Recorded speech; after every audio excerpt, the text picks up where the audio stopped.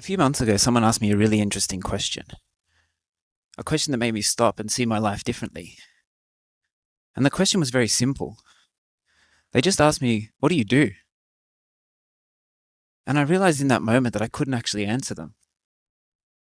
And it's not that I don't do anything. I do a lot of things. And the picture in my head of what I actually do and how all the pieces fit together makes sense. It seems clear to me. But I realized that I couldn't explain it to them. I couldn't sum it up simply. And I know this is a problem many of us face. The world's very different now. We have side hustles and it's a gig economy and we have contracts, and not many of us have that clearly defined role that our parents' generations may have had. An easy way to describe at a party or a barbecue what it is that we do. And I know so many people base their identity around that. So it can be a bit strange, a bit disconcerting if you don't have that. But I don't think that's a problem. But I thought about this question a while and it made me stop, and I thought about it. And I thought, if I can't describe what I do clearly, am I actually doing anything at all?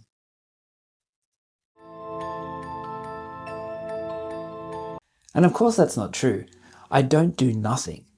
I just couldn't see the secret ingredient that was hiding underneath everything that I was doing. The piece that drew it all together and allowed me to easily convey to people what it is that I do. But eventually I did discover this. And how I discovered was from a very unusual source. It was from a tree. In the late 90s, a forest ecologist named Susan Simard published a paper in Nature that changed how we actually understand trees. She discovered that what looks like a forest of individual organisms competing for sunlight is actually a single connected system. Underground, there's networks that link tree to tree, species to species. Carbon flows from the strongest to the weakest. Information travels through roots and fungi. The forest of trees isn't actually a collection of individuals, even though it might seem like that. It's one intelligence that's distributed. Now, when I read this, I actually realized that I'd been describing what I do in the wrong way. I'd only been focusing on what's above the ground. I'd only been trying to define it by what people can easily see and identify and notice, what reference points they have. Now, that's not me. That's not what I do. But I realize that in today's day and age where we seem to be so easily defined, or actually want to be defined by our jobs, we tie so much of our personal identity to what we do for work that it's really important that we can clearly define that. So that if we're at a barbecue or a party, we can tell people what we do and then feel like we belong, like we're justifying ourselves in doing so. And so we do tend to focus on what's above the surface. We will diminish our jobs down. I've got one coaching client who does fantastic work in the health sector, amazing life-saving work. And sometimes when he's at a barbecue, he just diminishes that round down to just health tech. That's such a simple definition, but it's easy for people to understand. Oh, health tech, oh yeah, I understand that, or I kind of get what it is. But when you actually get beneath the surface, when you see what's lying underneath, you realize what actually he does, the amazing breadth of life-changing work that he creates. And that was the same thing with me. I was only focusing what was above the surface. And I'll admit that some of those things seemed a bit disparate. They seemed a bit disconnected.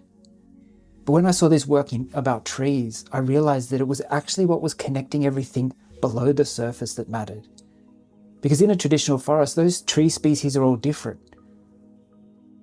But it's what connects them underneath that's the same. And so when I reflected on myself and what I actually do, I realized that I help people to see things differently. I help people to see the world differently. It's what I do through my YouTube. It's what I do through my speaking. It's what I do through my coaching. It's what I do in my work, in my traditional brand work. It's all been about helping people to see things differently, to see the world around them differently. So that became a much easier way for me to describe what I do. I don't need to tell people that I'm a speaker or a writer or a consultant, those easy to define terms. I describe to them now that what I actually do is help people to see things differently.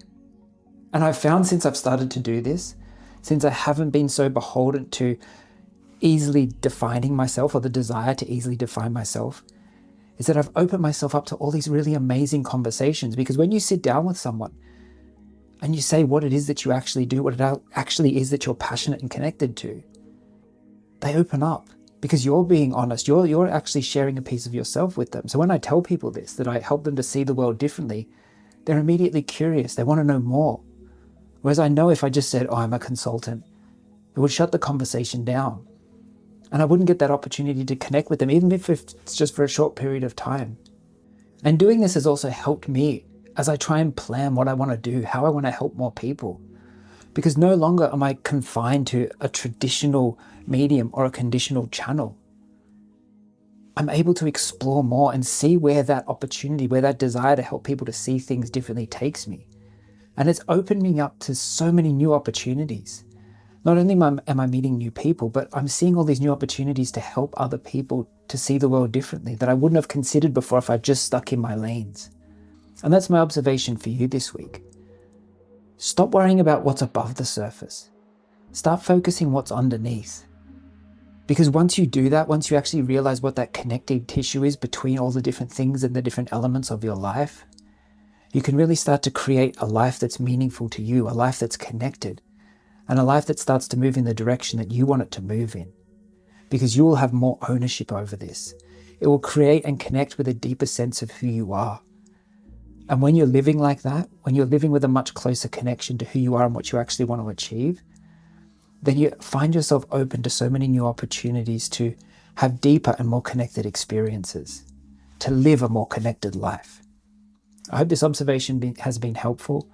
If it has, please subscribe, follow along, and I'll see you in the next video. Thanks again for watching.